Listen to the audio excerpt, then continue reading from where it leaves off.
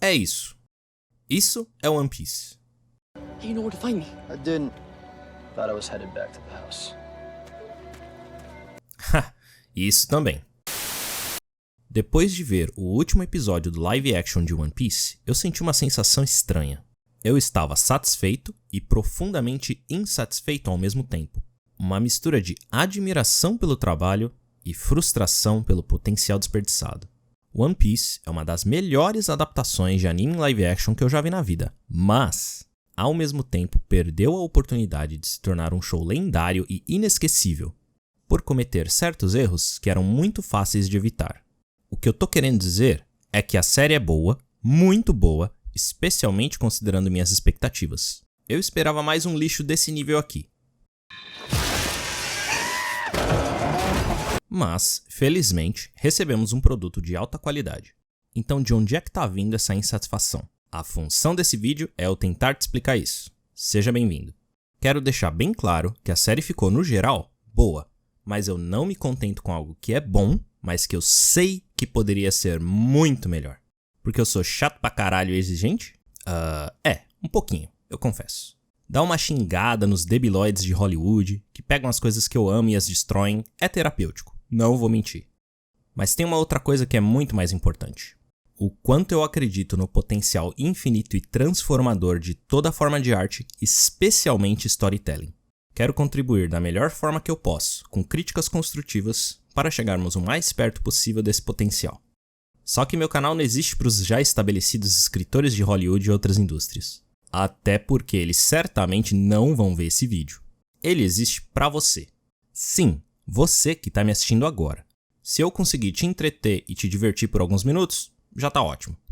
Mas se você sair desse vídeo com uma melhora de 5% na sua habilidade de contar suas próprias histórias, tá muito mais que ótimo.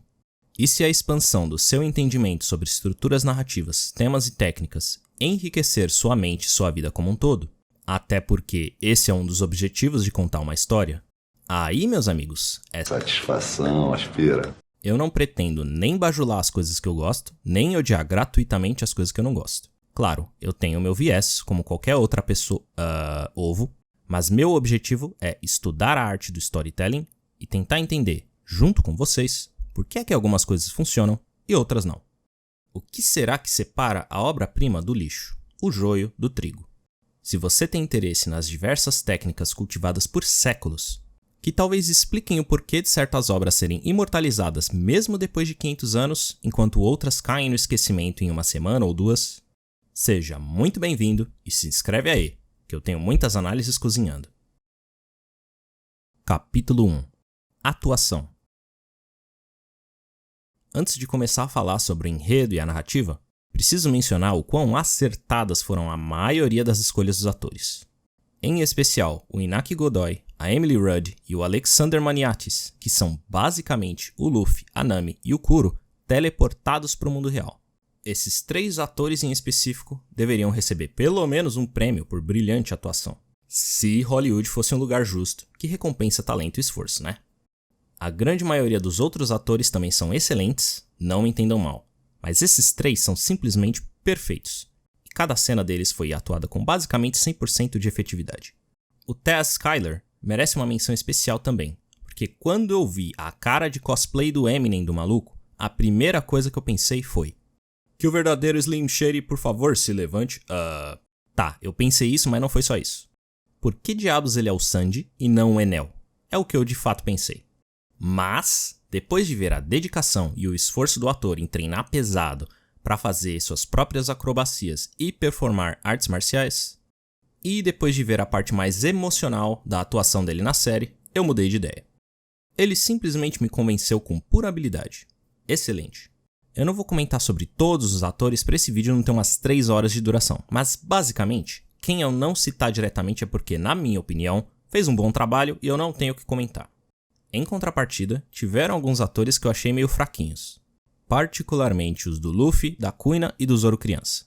Mas eu não sou nenhum expert em atuação, eu só tô dando minha opinião totalmente subjetiva. Basicamente, esses 2 não me convenceram que são o Zoro e a Kuina, e de fato, ficou um negócio meio competição de cosplay amador.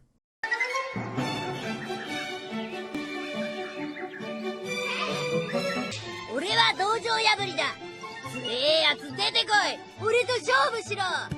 それで結構です。では、クイナ。なんだよ。お前が相手してくれるんじゃないのかよ。Estão vendo essa prepotência e arrogância infantil do Zoro criança? Onde ele desafia um adulto sem hesitar e fica surpreso que não é ele que vai lutar? Essa atitude destemida dele? Então...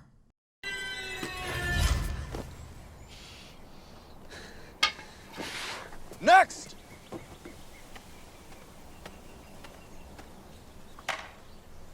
Just some friendly advice?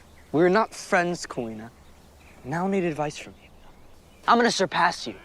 Then I'm gonna be the world's greatest swordsman. Maybe one day. But not today. Esse da série tá mais pra um garoto deprê por constantemente apanhar de uma menina do que um garoto obstinado que teve um choque de realidade. E desde quando o Zoro e a Kuina são tão hostis um com o outro? Rivais, sim, mas eles não dizem coisas como... We're not friends, Kuina. Mas que linha de diálogo estúpida e desnecessária, hein? Aí você soma isso com os atores serem meio inconsistentes e o resultado fica estranho.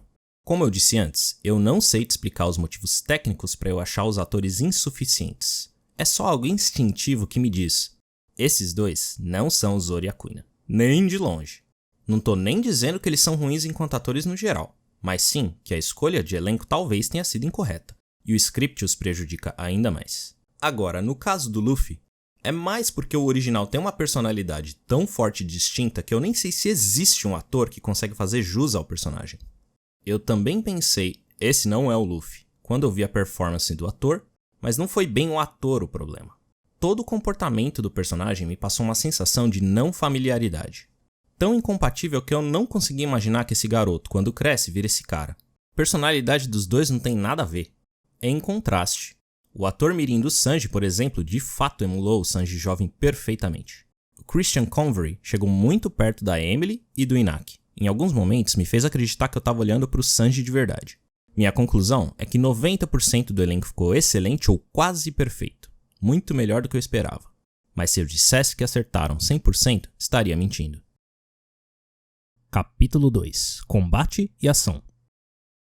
Já que eu mencionei a dedicação do Taz, vamos falar sobre a melhor parte do live action, a cinematografia das cenas de ação e combate. Vale a pena ver a série pelo menos uma vez só pra ver as lutas, de tão boas que elas ficaram.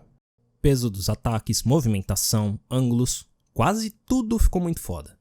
Só que infelizmente, quando falamos de enredo e lógica, esse não é mais o caso.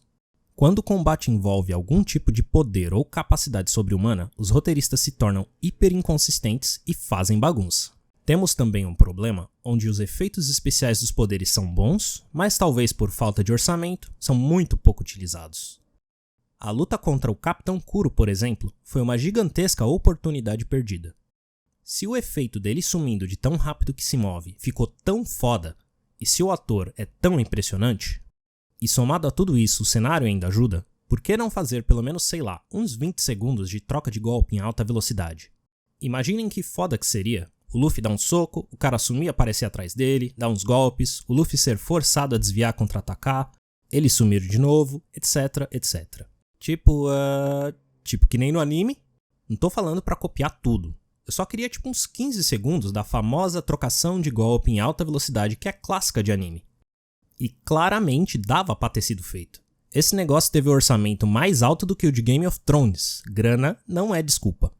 Infelizmente, não apenas isso não acontece, como só temos uns breves momentos de real combate. 90% dessa luta são eles brincando de esconde-esconde.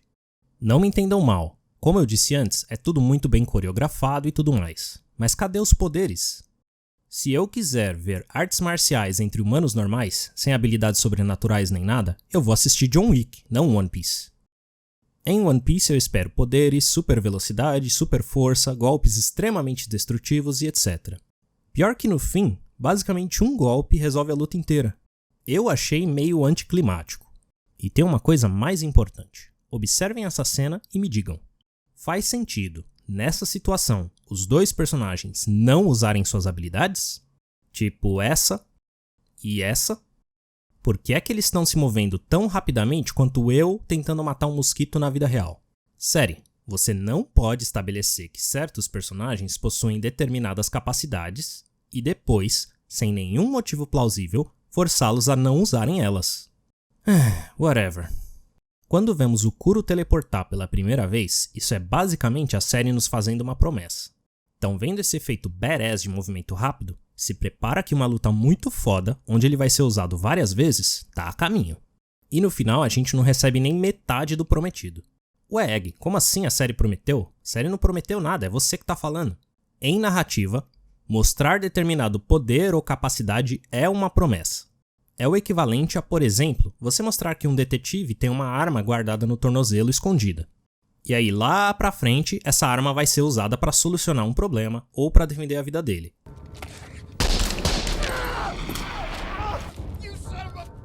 Esse é um dos métodos que autores usam para segurar a atenção do seu público, ao mostrar as possibilidades interessantes que podem vir no futuro por causa dessa habilidade que foi mostrada.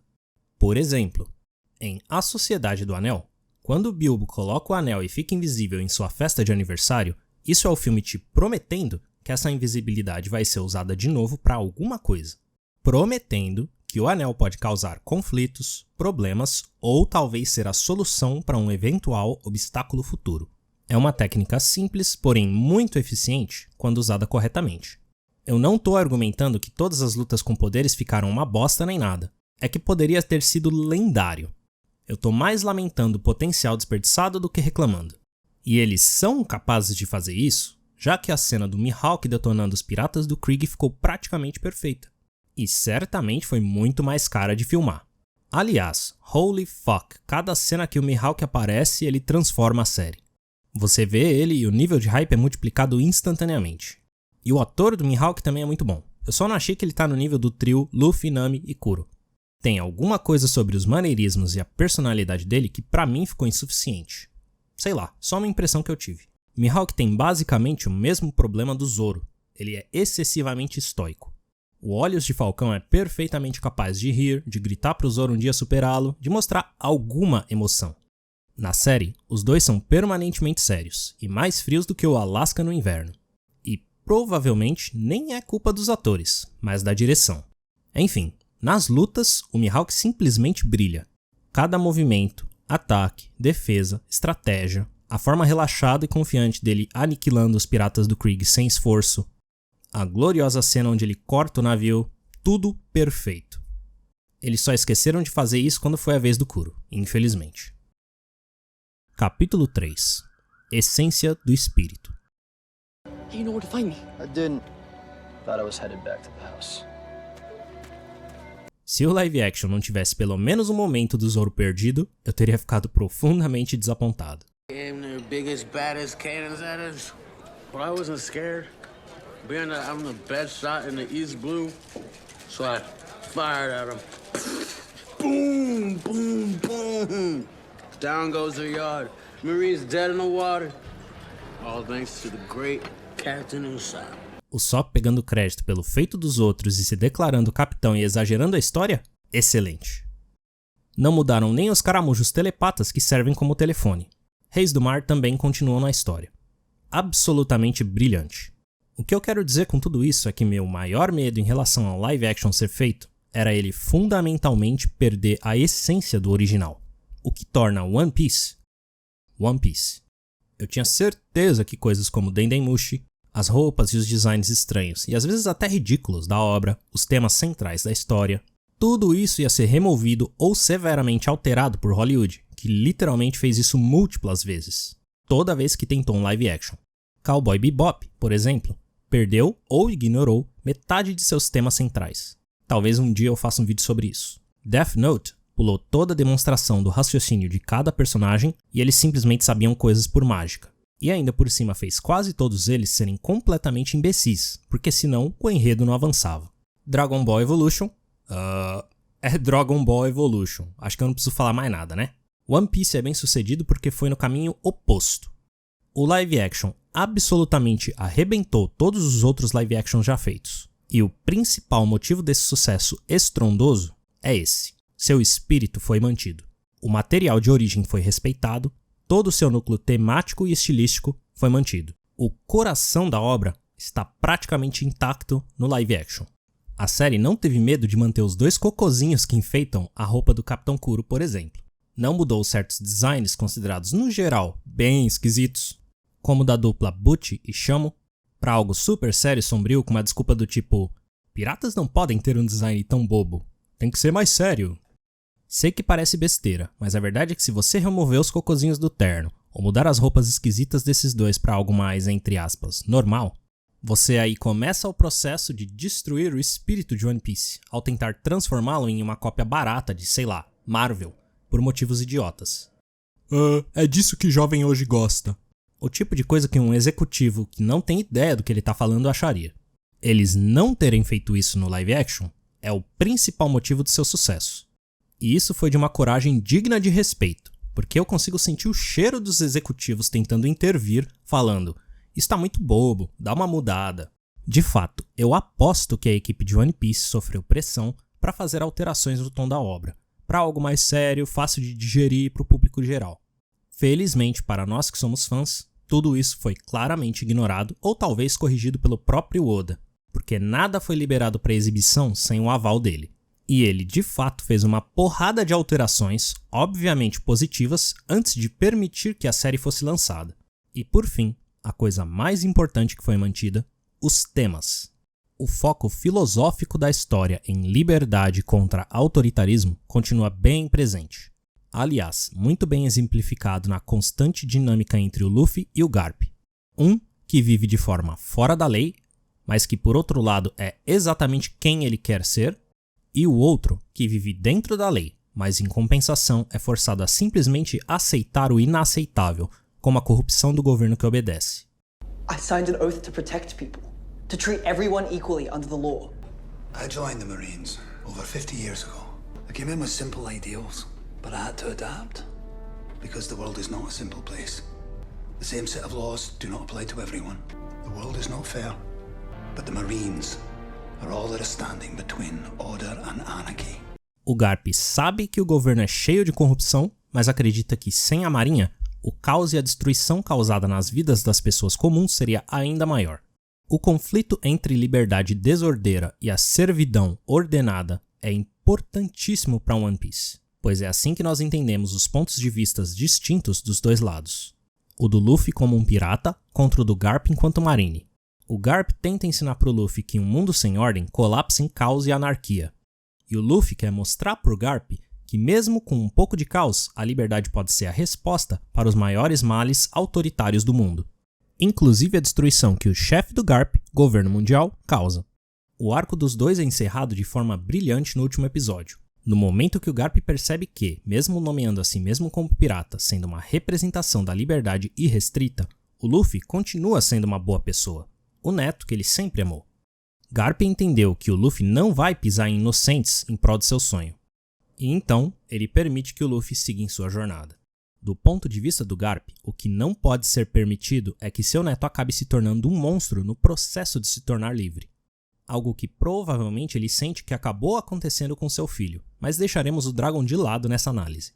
Até porque ele praticamente nem aparece. Quem sabe na segunda temporada. Concluindo, a série manteve intactas as fundações mais importantes de One Piece, e por isso, o live action tem meu respeito e minha admiração, mesmo tendo alguns problemas bem sérios. Mas antes de entrarmos nesse assunto, capítulo 4, momentos que superaram a história original. Eu já havia dito no vídeo anterior que certas cenas ficaram tão boas que, na minha opinião, superaram o anime e talvez até o mangá.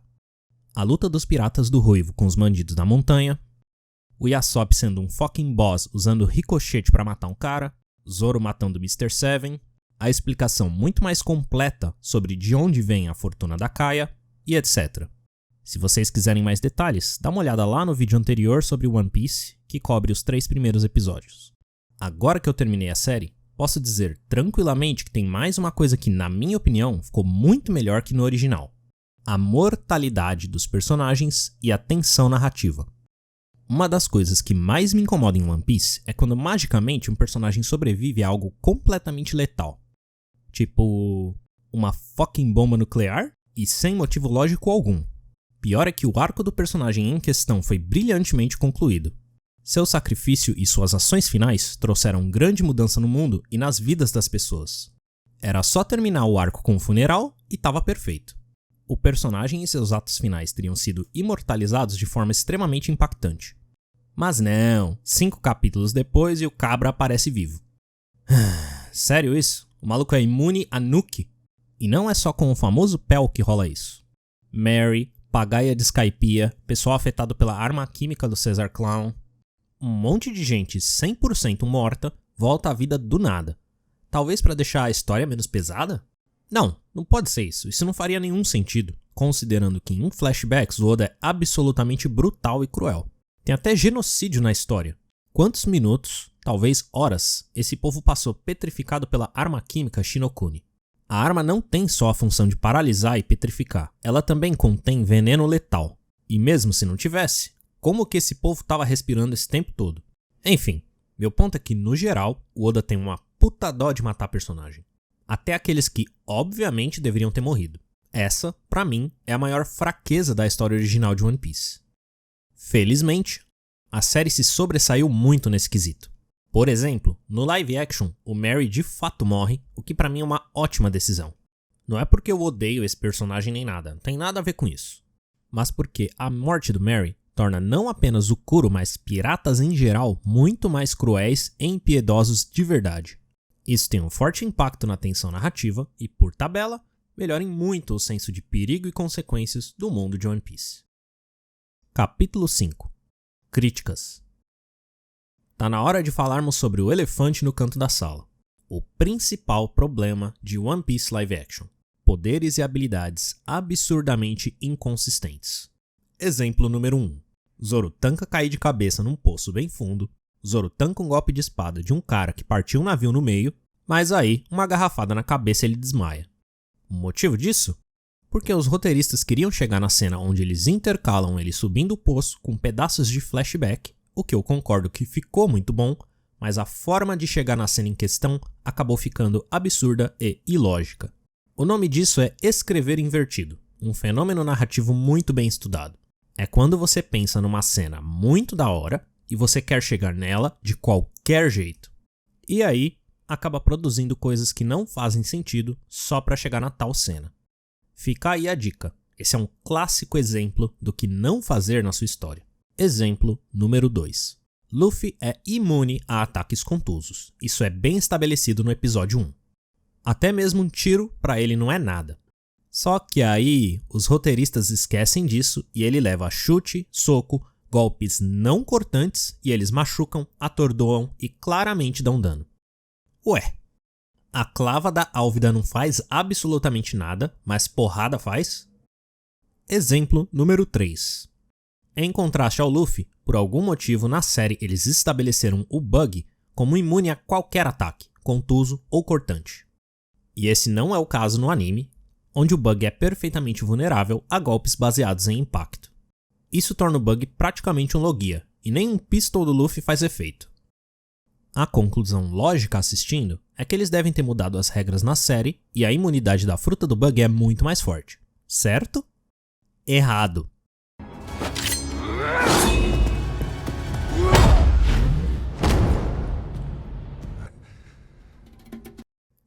What the fuck?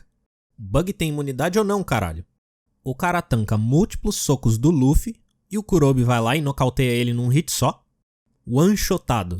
Deixando de lado o fato de que a série tá insinuando que o Kurobe, oficial do Arlong, é umas 5 vezes mais forte que o Luffy, o que já é absurdo, a cena torna a imunidade da fruta extremamente inconsistente. O único personagem que faz sentido dar dano no Luffy ou no Bug desse jeito é o Garp. Por acaso a série tá querendo estabelecer que todos esses piratas, Kuro, Arlong, Bug, Kurobe, são usuários de hack? Isso meio que explicaria toda essa bagunça, mas hack não existe.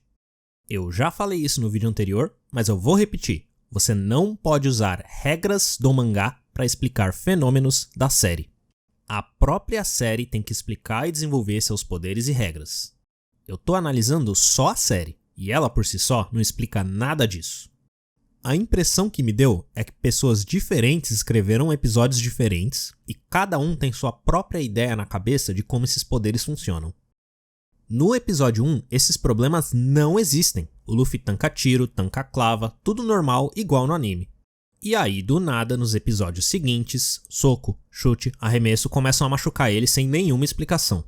Essa impressão fica ainda mais forte quando eu lembro que a minha luta favorita da série inteira, Zoro vs Mr. Seven, também fica no primeiro episódio. Basicamente, o primeiro episódio é perfeito e todo o resto faz alguma cagada em algum ponto do episódio. Especialmente quando coisas sobrenaturais estão envolvidas. A partir do episódio 2, o live action fez uma putazona com os poderes. Escala de poder, balanço e regras do sistema de magia da história importam, especialmente em One Piece. Da mesma forma que manter os designs fiéis à história também importa. Faz parte da essência da história os poderes interagirem de forma lógica e consistente. Por isso que eu tô reclamando tanto. Se você discorda, deixa eu te fazer uma perguntinha. O que você vai pensar se na segunda temporada o Luffy chegar e meter um socão na cara do Smoker, ignorando a fruta, a logia e tudo mais? Eu duvido que você não vai ficar puto se isso acontecer. Pronto, chega de falar da inconsistência dos poderes. Agora eu quero falar do momento mais imbecil do live action inteiro.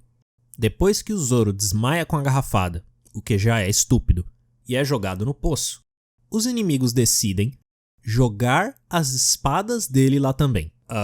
Quê? O Zoro tava desacordado, absolutamente à mercê dos vilões. Eles deveriam no mínimo ter mantido as espadas guardadas com eles. Claro, o ideal é eles se livrarem delas. Joga num rio, no meio do mato, sei lá. Mas não deixem o fucking inimigo com suas armas, seus imbecis.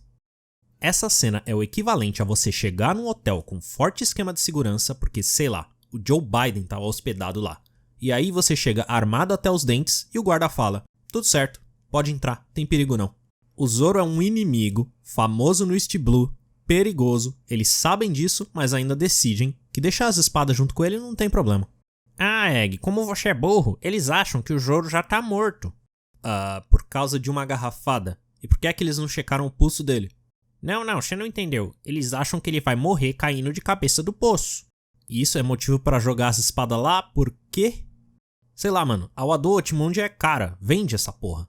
Não tem desculpa. Esse trecho inteiro é retardado. Do momento da garrafada que nocauteia o Zoro até ele acordar com as espadas intactas ali do ladinho, é tudo completamente absurdo.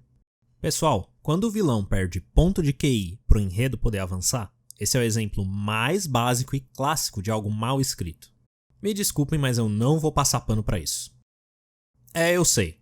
Esse vídeo já tá longo pra cacete, mas eu ainda tenho mais uma crítica. Só que dessa vez o que eu vou falar não é necessariamente um problema narrativo, buraco no enredo, nem nada. É algo que pra mim, pessoalmente, é muito decepcionante. O Usopp e o seu arco de personagem. O Usopp é o meu personagem favorito na obra original. O principal motivo é ele ser essencialmente uma pessoa normal, frágil e vulnerável, num mundo extremamente perigoso, que usa inteligência e criatividade para ainda assim ser vital e útil para a sobrevivência dos piratas do Chapéu de Palha.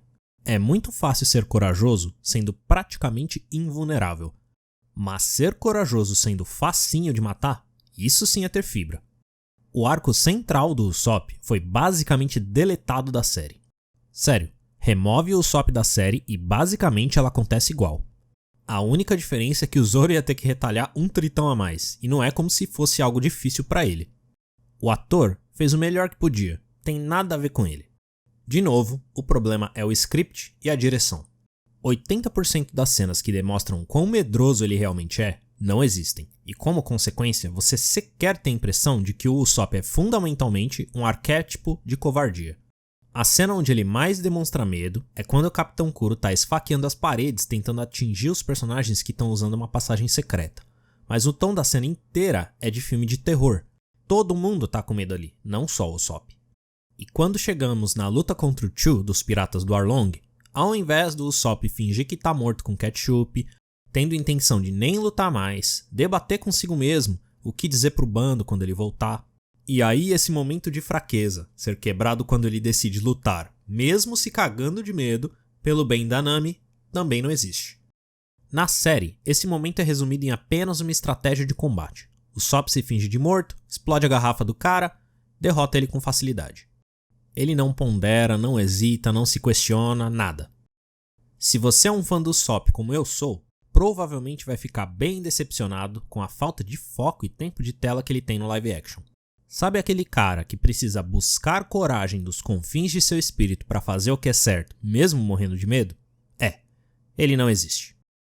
Eu entendo a necessidade de remover coisas por causa da quantidade de episódios, mas isso não os deixa isentos de crítica.